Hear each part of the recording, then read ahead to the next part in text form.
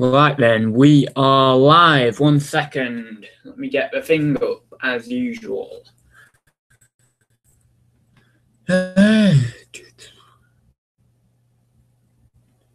Intoxicating. I think I need to close that as well. Right, one sec. I'll just sort some stuff out. Just gotta sort some stuff out. Right, that's that. That's the live chat up. So I'll just wait for a few people to join. I'm hoping it won't be laggy. Soul Damn Funky's in the chat. Hi there. Is it laggy at all? Is it not laggy? Oh, it's a bit. No, it's okay. My end. It's actually all right. My end. Oh, got 8 viewers already. We've got Sackful Sellers and Philippa. Hi guys. So yeah, 1 sec. Let me just reposition the camera. Is the camera all right there? It's not too bad, is it? Do that a little bit. Right, there we go. So I'm procrastinating a little bit. I just thought I'd come on very, very quickly. It's not going to be a long video, but I just wanted to do a very quick sort of lunchtime discussion.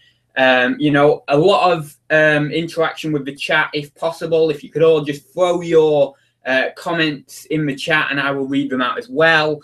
But I wanted to do a discussion on, are you a reseller or an entrepreneur? Can you be both at the same time? Are you one or the other? What does it mean to be a reseller? What does it mean to be an entrepreneur? I can never I always struggle in pronouncing that word. Is it like, I think it's entrepreneur, but sometimes I say entrepreneur, and I don't know. It's one of the two. Anyway, maybe you can pronounce it both ways. I don't know. But yeah, I always oh, here we go. Yeah, David's in the chat. Long time no speak ads. I know. I need to chat to you actually. I've not spoke to you in ages. Alan's World High ads, just watching while sorting Lego. That's a perfect way to approach a live stream. You know, definitely people get listing or something while you're watching. But yeah, if you can have a bit of time to type in a comment, that'd be great. So firstly, I'm going to ask you, what do you think you are? Do you think you are a reseller and that's that? Or do you think you're an entrepreneur, however you pronounce it? So for me, although I am massively a reseller, there is certainly a side of me that is still an entrepreneur. What I mean by that is I don't just look at reselling as that's it. I look at other opportunities all the time. I'm constantly looking for something more, for the next thing. What can I jump on board? What's coming up? What's new? What's fresh? What's the thing that's going to make me more money in the next year or two? You know, I keep constantly thinking like that, or not even the next year or two, but something like what's going to make me more money that might be coming out tomorrow, or what's going to spring up, or even you might not know what's going to spring up, but when it does spring up, you jump on it. And to me, that's more of an entrepreneur than just a reseller. If you're just a reseller, of course, you have that money-making attitude, that, you know, wanting to make money, wanting to succeed, that sort of stuff. But you're more centered around reselling, and you're not that bothered about going out and doing these other things, or you're not that risk-taking. You might not be as risk-taking and might not do these maybe risky ventures or something on the side. But I think if you're an entrepreneur, in one fact, it's about you going out there and really getting it and exploring all these different avenues. And maybe you can be both. I mean, maybe you can. What do you guys think in the chat? Can you be both? Can you be both a reseller and entrepreneur? I mean, kind of I am. So I suppose that does prove it in one way, because if I do feel like I am both a reseller and an entrepreneur, then yeah, maybe you can be both. But you maybe apply your entrepreneurial skills to your reselling in some way. I don't know, but it's an interesting little discussion topic.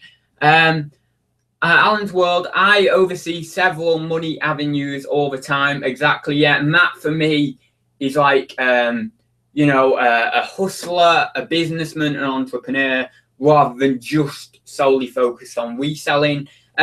Now, there's obviously other traits to an entrepreneur, like an ideas man. So, for example, a good entrepreneur will be able to create ideas on their own and maybe even not just rely upon other money-making avenues in terms of platforms that can make you money, but actually they will then create those platforms themselves or create those avenues themselves to then get more money. So there is a big thing in entrepreneurship that like ideas come into it quite a lot.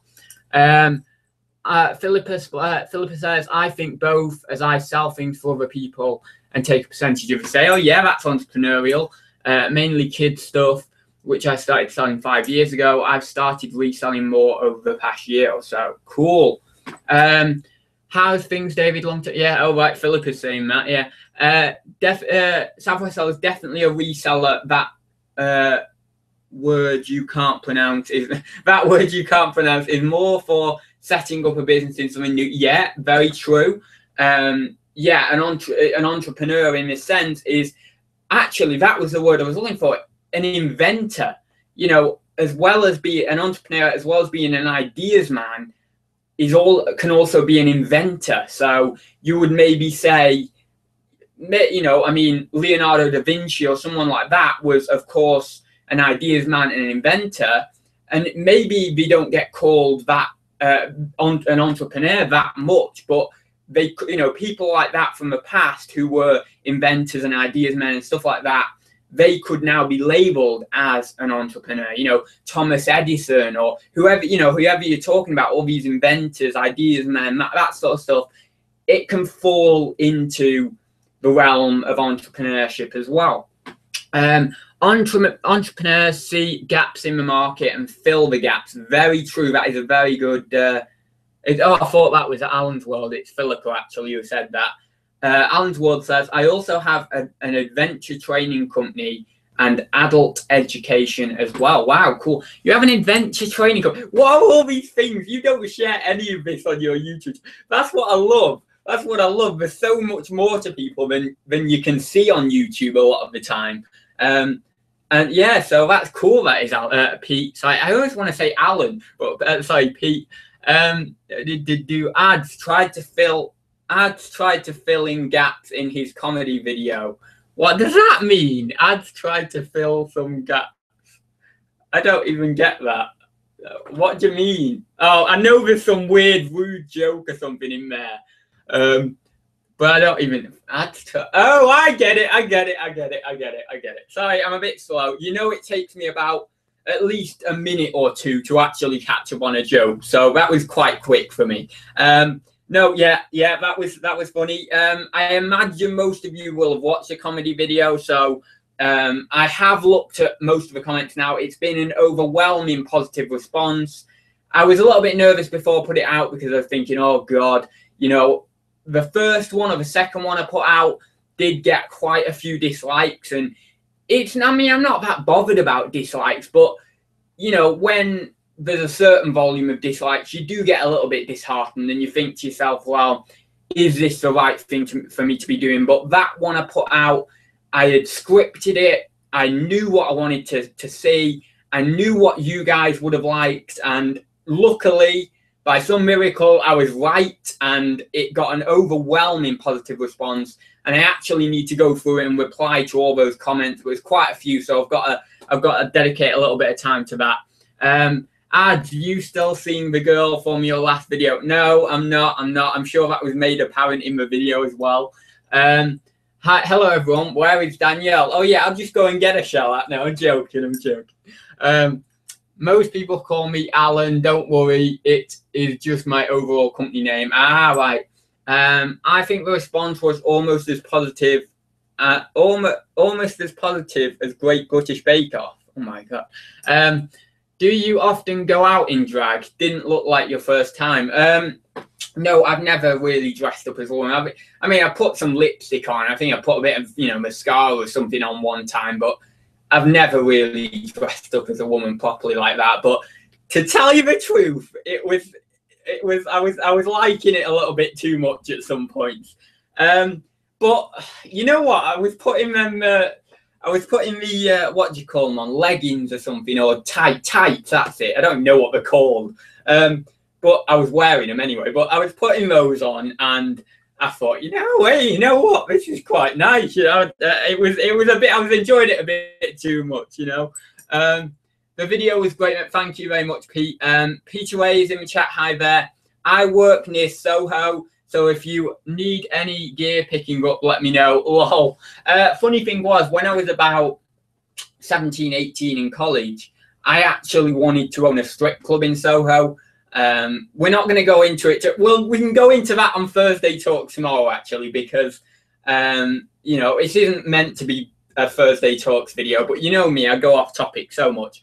But no, I did actually want to own a strip club in Soho. I went through a phase when I was about 17, 18 of trying to be a bit of a bad boy, but kind of failing at it because I wasn't, you know, I'm just not built that way. I'm not really, you know, I can try to be a bad boy, but it just doesn't suit me at all. You know, it just doesn't suit my personality. So, but I was trying to be that way, and that was one of my like one of my visions for the future. But we'll go into that in Thursday Talk. So, yeah, for me personally, to answer that question, I would actually say I'm both. I would actually say I'm both. When I see a new opportunity, I go for it. I take a risk. I am an ideas man in one respect, but and maybe I wouldn't say I'm an inventor, but I'm certainly an ideas man in one respect, and hopefully somewhat the comedy shorts kind of prove that I like to create new ideas and write things and do that sort of stuff. So I am an ideas man in one respect, which, you know, goes hand in hand with the sort of entrepreneurship. Peter Ray says, at the moment, I'd say I was just a reseller. Well, that's fair enough. You know, there's nothing wrong with being a reseller. There's nothing wrong with being an entrepreneur. There's nothing wrong with being both. They're all good things. They're all things that we all enjoy. So, yeah. George Ross is in the chat. Oh, God. Soon we're going to be watching Adele Robinson. Oh, that'd be funny. Yeah, that'd be funny. But I'm one of them people who, you know, I have this very, very strong opinion that humanity is your consciousness. It's not your body. And for me, it's just we're interacting with different consciousnesses. We are interacting with a body, which is a male or female, but the main humanity is in your mind, is in the person you are, is in your mind, you know, your brain. So, yeah, for me, although I do see gender, I look at it more, I try to look at it more as I'm just communing with a consciousness. I know it is a bit weird, my theories, but I just feel like that so passionately that is what I'm doing. So I'm not bothered, you know. I mean, I'm not bothered if I'm a girl. I'm not bothered if I'm a guy. I'm not bothered if I was some alien being. I'm really not, because that doesn't speak to who I am. What speaks to who I am is my consciousness. You know, if you put an alien, like, for example, you took an alien from another planet, you put it on the Earth, and then they were, you know, at a very young age, and they were to be incorporated into our society, learn all about our society, learn what it takes to be a human, what a human is all about. Then, by the time they're fully grown, they will know all about humanity, all about the do's, the don'ts, what we consider right, the morals, all that sort of stuff. Well, is that alien now human? Not in a biological sense, no. But in a consciousness, maybe, yes. So that's what I see. I see consciousness. I don't see particular form, you know. But anyway, I'll stay on track. Neil says train crash. Yeah, okay, we'll stay on track. Right, so more comments in the chat, please. Are you a reseller, entrepreneur? What sort of, what am I trying to say? What sort of personality traits do you think create a better mean that you're an entrepreneur? So, like we've talked about, you know, ideas or inventiveness or I don't know, going out and getting different experiences. What other personality traits? So, like, for example, if we say certain personality traits will go well if you're a reseller, like for example, being an organized person will help you fourfold in your reselling, because you will then organize your stock, like mine is completely not organized, but you will organize your stock, and then that means you can list quicker, you can pack quicker, you can you know, pick items off the shelf quicker. So if we say, like, you know, for example, organization is a big thing for a reseller, well, for an entrepreneur, what would it be?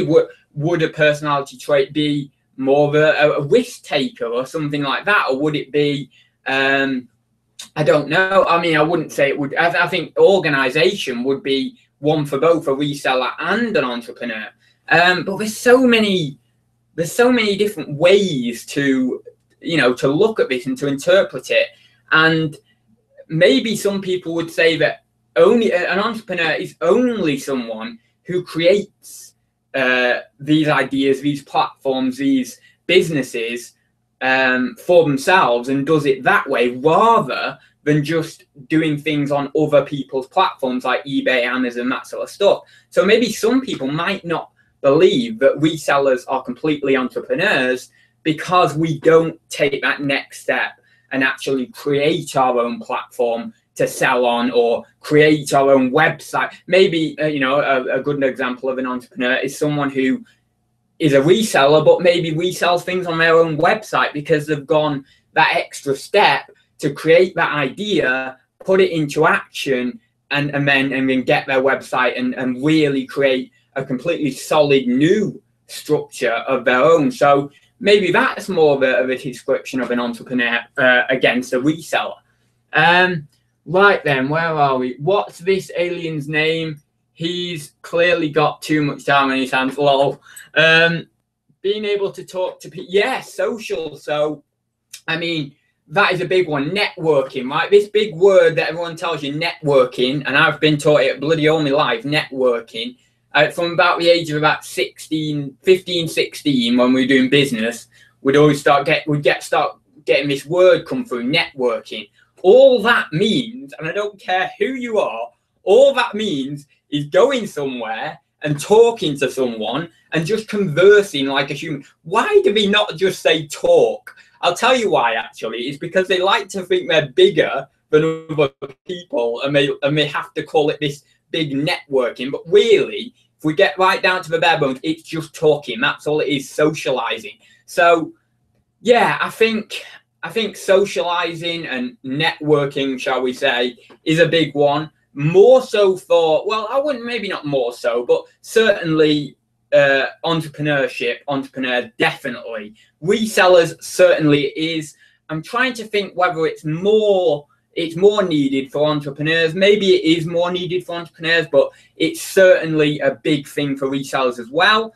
Or maybe if you take that step, maybe that's the step in which converts you from not only a reseller, but to an entrepreneur, that networking. Maybe that's the thing that takes you from the reseller to the entrepreneur. I don't know, but it's interesting. Entrepreneur, a person who sets up a business or businesses taking on financial risks in the hope of profit.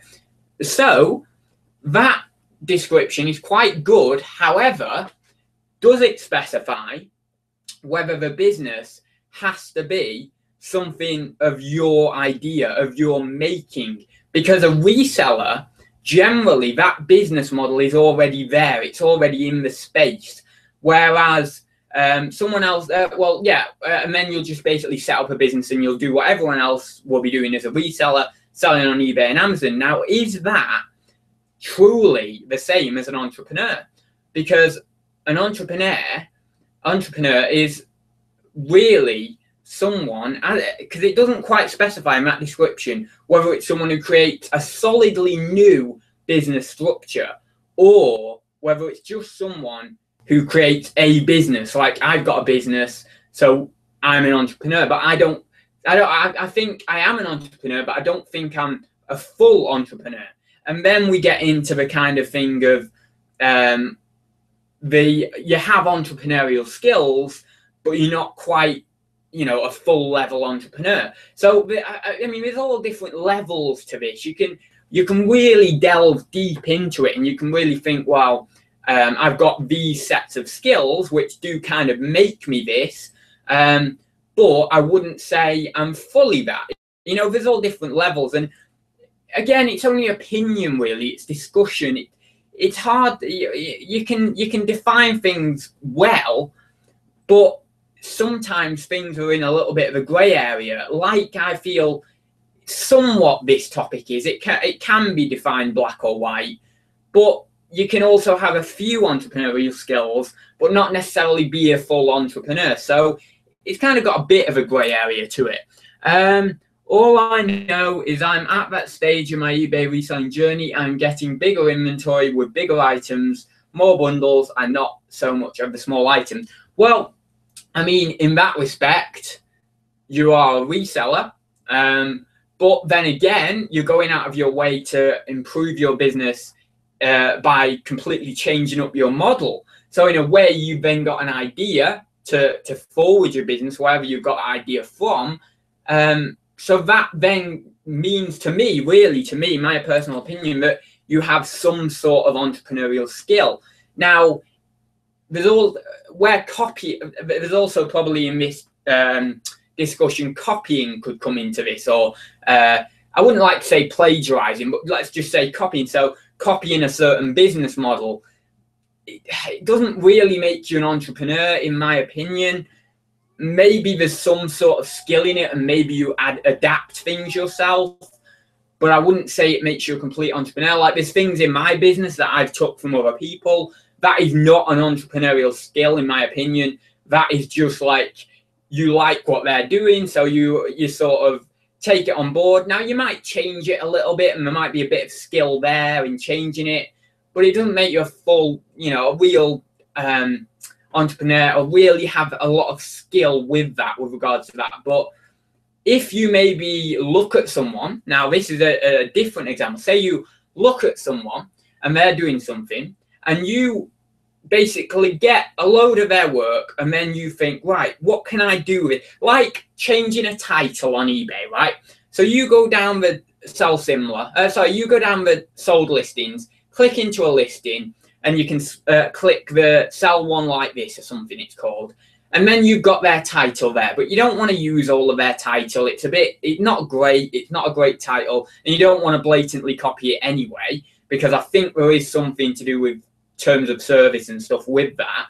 So what you do, and this is what I do all the time, is I get the basic title, and then I don't necessarily like always cut it all out, but what I'll do is I'll like cut words out, I'll paste, and then I'll type them in, and then I'll basically take their little basic title, I'll whiz it around, I'll take bits out, I'll add new bits in, new keywords, different things, and that in a way takes a little bit more skill than the copying of an idea. So you have someone having a business over there, and then you take what they've got going on board, but you're then adding loads of new stuff to it, reevaluating it, switching things around, doing this. I do think there is a small amount of entrepreneurial skill to that. So I think that in that respect, you do have some sort of skill with that. So it is, in one respect, you are kind of not just copying their idea, but improving on their idea or making their idea your own. So in one respect, that's why I say that there's somewhat entrepreneurial skill in that. Right then, let's see what we've got up the chat. We've got Ken in the chat. I'm a lister. I buy crap and list it. Fair enough. That's exactly what a lot of people will say.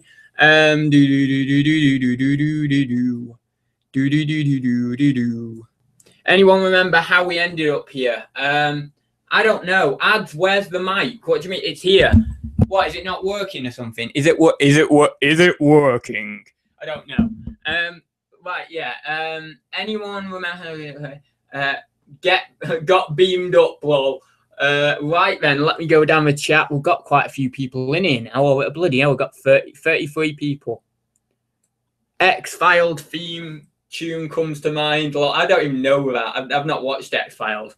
There's always someone who's done it before, I suppose. So, yeah, I mean, probably, well, a lot of cases now there is. I mean, a lot of the, a thing that comes to mind is music artists. I mean, they're always they're wanting to get the rights from old songs so they can use lyrics or, you know, or tunes. I don't know quite how it works, but they want to use the lyrics, or they want to use the melody or the tune of it. I don't know, but they want to use it because they can't think of any bloody new ideas themselves. So yeah, it is very true that. More like tales from the unexpected. Lol. Yeah, been there and got the t-shirt. Lol. I don't know what. I don't know what that's. I don't know. Do many people use the sell one like this option? I don't know. You asking the chat? I use it. I've used it. I sometimes click the, you know, in the, because I do all my listing on the app. I sometimes, well, I quite often click the just list an item now, and I just do the like create a new listing myself. But then, depending, like for example, if it's something that I know, like I've listed a lot before, but for example, I've not got it on my sold item, so I can't just do like a relist of Selfsimilar or whatever. Then I will just create a new listing. I have my price in mind anyway, and then I just think diddle done. That's that done. But sometimes if I need to research a price, I'll search it, and then I'll go down the listings, and then I'll click the sell one like this option. As I say, rejig the title and stuff. I never use the, obviously I do all my own pictures and stuff, fill out the description and fill out all my item specifics. And the one thing you get caught out on is in your item specifics. For example, they might have different specifics to your item. Maybe you've clicked on something that's slightly different to your item. It's a different variant or something. So you've got to make sure your item specifics are correct. Also, the other thing about doing that is handling time. So say my handling time is about it's 2 days, right? So 2 working days handling. But on some of the listings, they may have selected same working day. So you've got to go in there and click that to what your handling time is, or else you're gonna then get a late delivery. You might get a late delivery defect because obviously it's been on same working day. That stung me before a few times. I've done that before. But no, to answer your question, yeah, I'd say it's probably almost a 50-50 split between just listing an item myself, because I just like doing that now. I've just got used to doing that. And then actually doing the sell one like this. Or then there's probably about 10% of the time I'll actually, you know, relist my own item. About 10% of the time I'll do that as well. Right then, let's go down the chat bit. It's going to jump. Oh, watch this.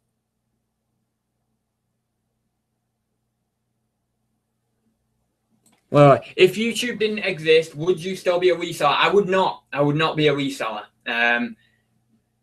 I doubt it. I highly doubt it. I mean, I'm trying to think of whether I would have gone on YouTube and at some point saw Nick's videos.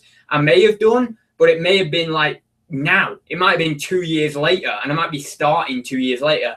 So, thing is, we all have paths in life like that we go down, and every decision that we make, although you don't ever really see it because you don't live 2 lives, there's like, you know, I mean, I'm doing some Back to the Future kind of crap now, but you know, like alternative timelines. So, for example, if I made a decision when I was 16 or whatever, and that, I don't really know this, but that decision, that one little decision, it might be as simple as not going to school one day, or because it's like a butterfly effect, it snowballs and snowballs. But I might make that decision at 16, and that might have meant that I'm not a reseller now. But if I made that decision at 16, then that obviously sent me down a different path to where I am now. And it can sometimes be the simplest little things, like choosing not to go around someone's house, or choosing not to get in the car with someone, or choosing, I don't know, choosing not to go to an event, or the opposite, or choosing to go to an event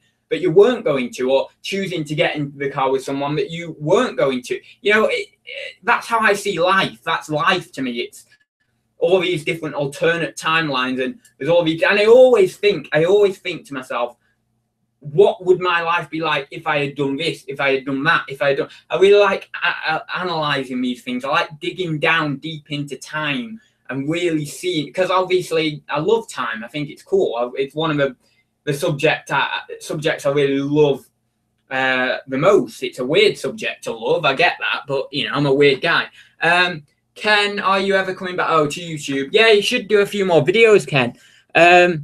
Ads, there's always room for competition. Things can always be done better. Always room for better people. Yeah, there is.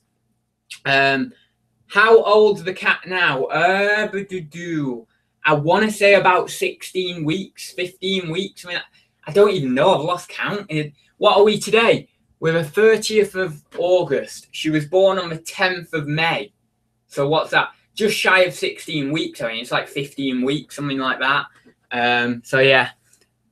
All right then. Oh, do you mean in human years? I think she's about 4 or something in human years.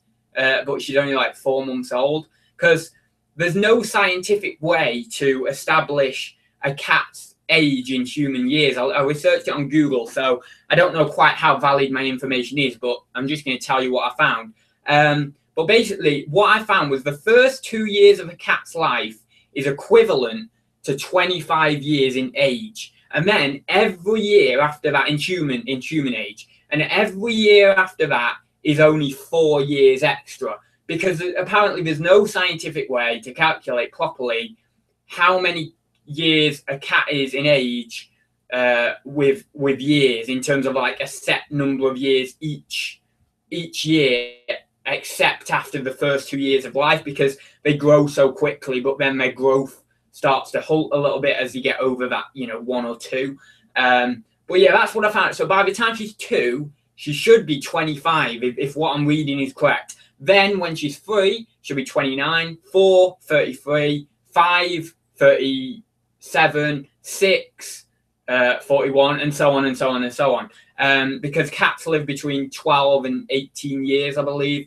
But yeah, so that's what I found out. I don't know how valid it is, but that's what I was going off Google. So you have to do some more research yourselves. Paul says, missing your vids, Ken. If you don't want to make new ones, any chance of turning your old? Oh, is he turned his old? Oh, right, okay. Natalie says, I think reselling needs entrepreneurial traits, but I wouldn't call it. Yes, exactly. That's exactly. So she says, I think reselling needs entrepreneurial traits, but I wouldn't call it pure entrepreneurship. Yeah, that's exactly the same thought as me. Right. David says, oh, X theme goes do. Is that? I don't know. Talking about listing titles, what is your preference on the lettering? Do you use capital letters, caps? Oh, sorry. Do you use caps lock for the whole title? And he's put that in caps. That's so funny. I don't really care. The only thing I don't like is when you do, and I think David said this further on the chat that I just saw, but when people do this, it does annoy me.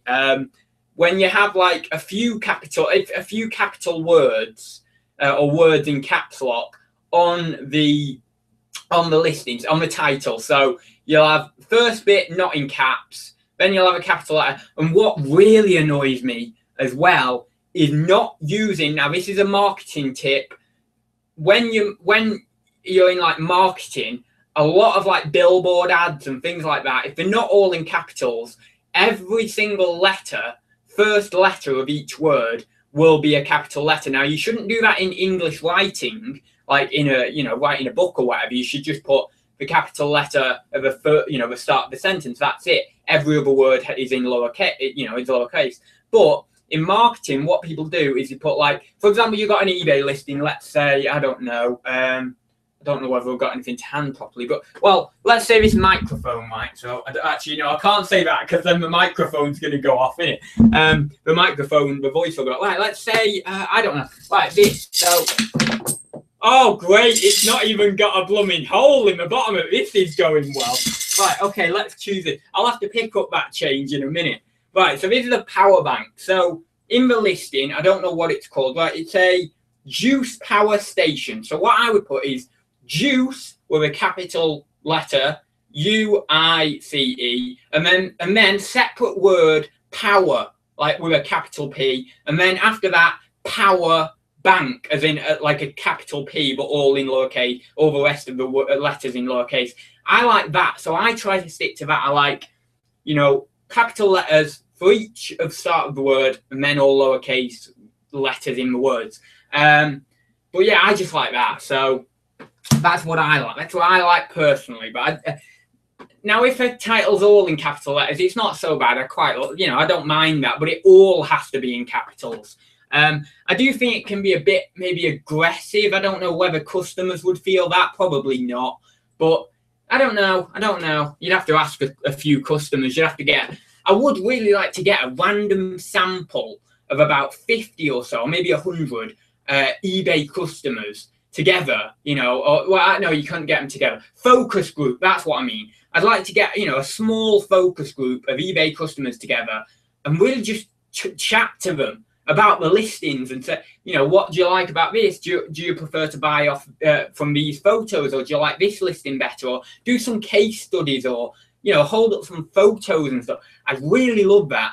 And if I ever do that, if I ever get some money together and I put a focus group on it or whatever, I will broadcast it on YouTube as long as I get consent from all the members, because I think that would be the most valuable piece of content, or one of the most valuable pieces of content you could put on a reselling YouTube channel, because that's directly your customers telling you what they like and what they don't like about your listings. So I think that would be really, really powerful to do. It just will cost a little bit of money and a bit of expense and organization and stuff, but I think it would be quite good. But also you might need to put on more than one focus group to eliminate sort of bias towards, well, not bias, but just to give it a bit more randomness. You can't just have a very small sample, or else you might be getting into a bit of bias. So it would need to be a bigger random sample. Right, anyway, I'll move down the chat. I prefer Danielle, better legs. Well, funny you should mention that, Ken. When I was putting my fingers on the tights, I was like, oh, I look good in tights. Nice legs these are, But yeah, that's just a bit weird though. Right then, where are we? This is a pet hate of mine. Oh, the capitals. All right, yeah. But as I was saying, yeah, it might be one of those things that, that it comes across a bit aggressive towards customers. I don't know. Right then, sell one like this should never be used by beginners. It's far too easy to not check the item specifics. Yeah, I don't think it should. That's a good point there. Yeah, if you're a beginner, I think the best thing as a beginner just to do that list an item on the mobile app or on your desktop. Just list an item, fill it all in yourself. That's a really good tip, actually. And then once you get to know item specifics and how to, choose them and select different options and stuff, then you can maybe do the Selfsimilar and change things up and do all that and rejig it. David Mugger said worst titles are ones that look like this, and he's put capitals and lowercase, and that's what I was talking about before. Right, we'll just scroll down the chat. It's probably going to jump again. Caps are not liked by eBay. It's on their website somewhere. That's a good piece of information. I use a capital letter at the start of each word. Yeah, George says that. That's the thing I was mentioning. Neil, missing your videos too. Any chance? Oh, here we go. It just talking about videos again. This is better than watching Great British Bake Off. Why is Great British Bake Off on or something at this time? I don't even know. Right then. I find it. Oh, blooming hell, it's jumped. It's jumped. One sec. I find it takes too much time to use Selfsimilar from another seller. Yeah, I suppose it does. As I say, that's why I've just started. I've kind of just got, as I was saying before, just gone onto that list and item and just do it all myself, I do find that quite quick.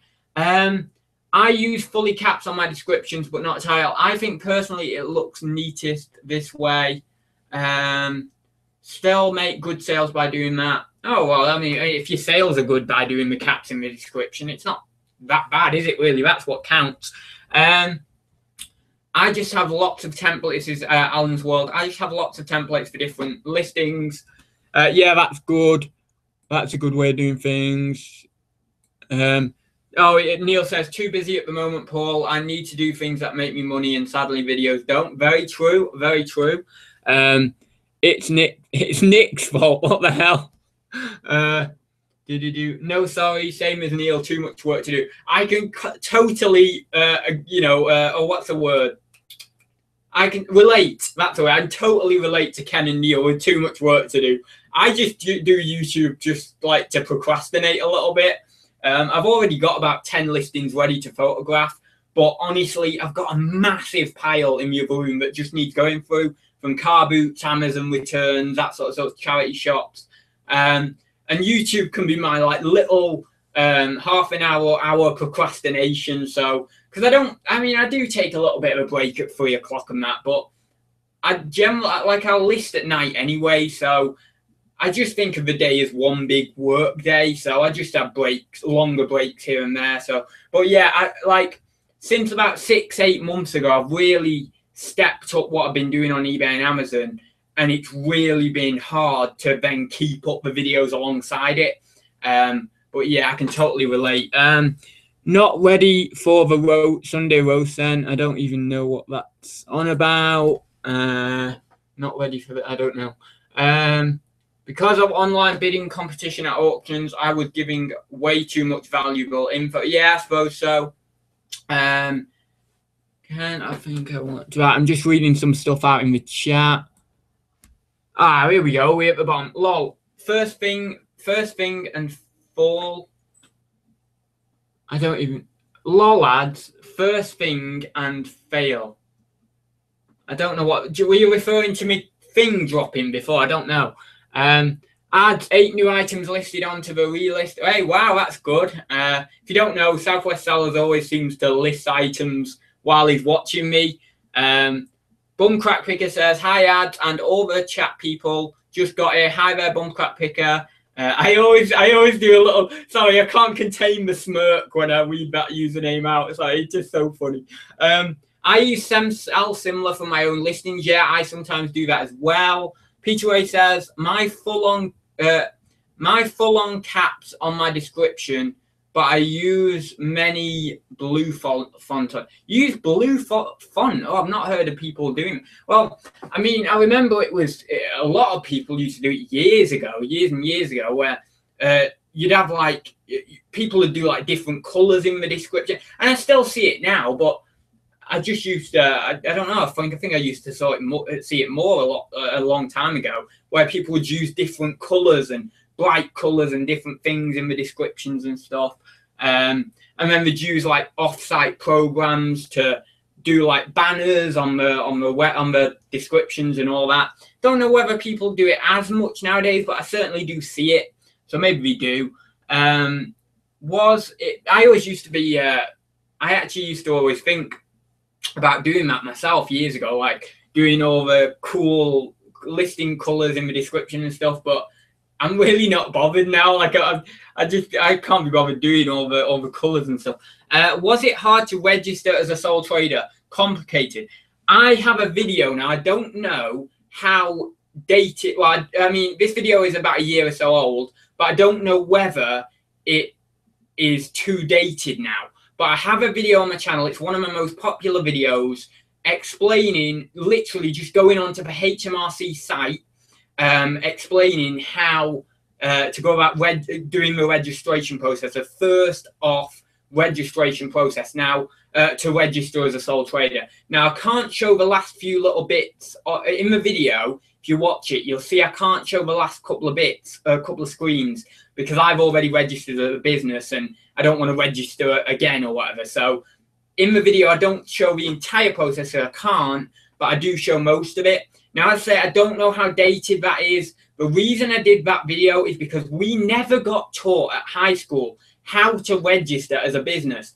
And I was really annoyed. I really was that we didn't get taught that. So when I found out, I made it my mission, my goal to teach others how to just do that simple task. And I'm glad I did put that video up, because it's got a really positive response. A lot of people were helped out by it.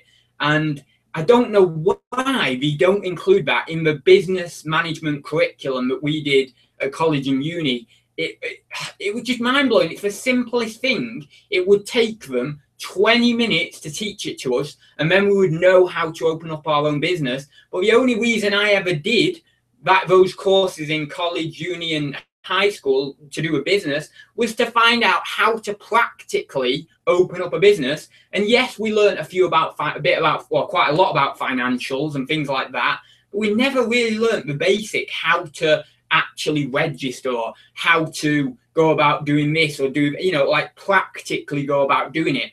I think there should be a school somewhere, like a private school or whatever, I don't care, but a school that teaches practical business. I'm talking buying and selling. I'm talking, real nitty gritty business. Now, some people would say, well, Adam, is that really needed or necessary? Because if you're a trader at heart, then you'll just know how to do it. It's instinct. Well, yeah, there is that, but there's also things that people are going to practically need to be taught before they can do it. So I do think there should be, and I'd love to set this up myself, but it's another idea that I've got about 60 ideas and I just can't do them all at once because of financial constraints and stuff. But I might do it. So I don't know. I might do it someday, but I'd have to do my full degree. I'd have to probably have a master's degree or something like that to be able to. I don't know. But I would like that. I'd like to see a practical school for business.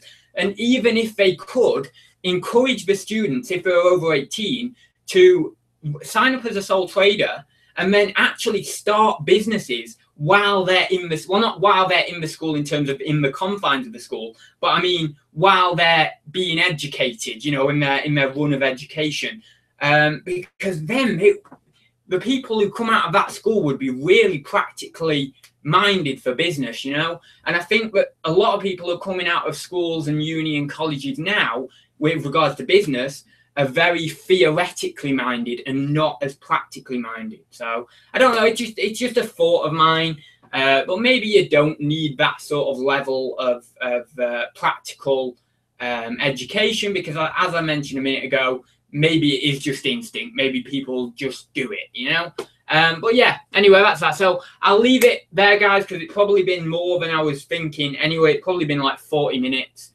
So yeah, I'll just quickly read out. Oh, Southwest Seller says, question, do you find you get more sales listing in the evening? My sales start coming through 2 to 4 hours after listing new items.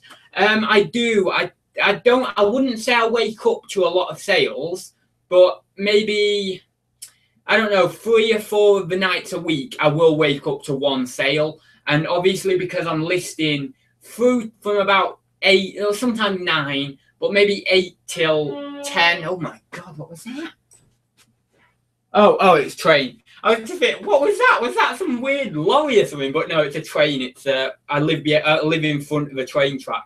But no, so what was I saying now? I forgot. So yeah, between about 8 and 10, 8 and a half, 10, that's kind of when I list. So obviously I'll be going to sleep after that, and then I'll wake up to maybe 1 or 2 sales sometimes.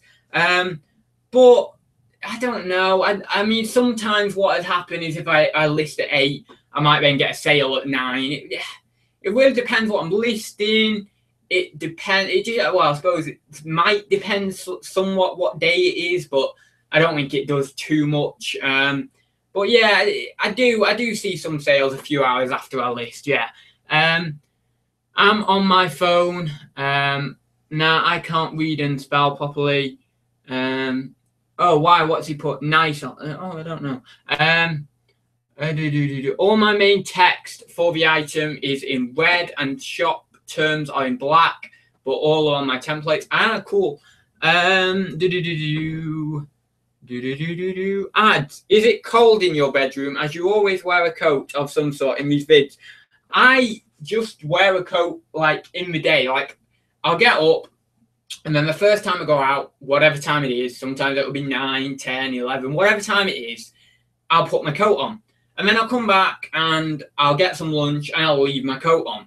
And then I'll go and do some processing, listing, well, not listing, but because I do listing at night, but processing, photography, testing, that sort of stuff. Or maybe some Amazon listing, because I do Amazon listing in the day. But then I'll leave my coat on until 3 o'clock, because at 3 o'clock, most days, some days I won't, if I'm out anyway, out somewhere else, like town or wherever, if I'm sourcing somewhere, whatever. But most days I'll then at 3 o'clock go out for a walk. So because I'm going out for the walk, then I've already got my coat on because I just don't take it off. And then I go out for my walk, leave my coat on, obviously, come back, and then sometimes I will take my coat off for about an hour. But then most times I'll leave it on, and then it'll be 5 o'clock. And most nights, honestly, I kid you not, I am eating my tea with my coat on. And then I might go around my friends, or I might quickly do my photos, or I might go out and do some more steps, or whatever it is. And I will have my coat on. Again, because a lot of the day, I break the day up quite a lot, and I do a lot of steps in the day. So that means I'm kind of outside at least 3, 4, 5 times a day. So I just leave it on in between. It is weird, I know, it is weird, but I'm just like, it's like my extra skin. It's like, it's got so comfortable for me. But yeah, so, and this is a new coat. It always takes me, you know, it doesn't look new because I specifically wanted almost exactly the same coat, but it took me so long to find it. It isn't the same one, but it's very, very similar. But it took me a bit to adjust to this coat because I was comfortable in my other coat. I'm kind of guy who will have a pair of shoes for 20 years if my mum would bloody let me. But when I have a house of my own, I am going to wear my shoes out until you can see, literally, you can see half my foot coming out of them. And it's not because I don't have any, what's the word, it's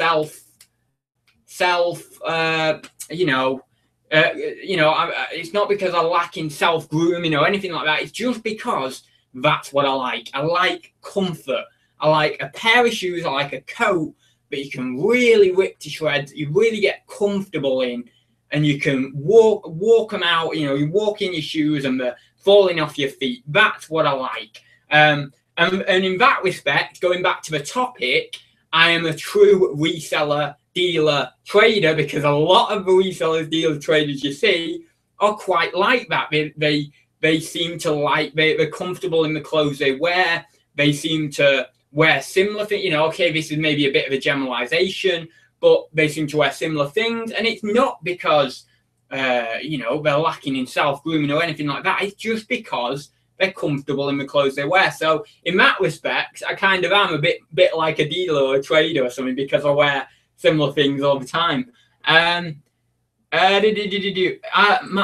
new business MVQ level 2 and level 3 courses cover all this, as this is what I teach within.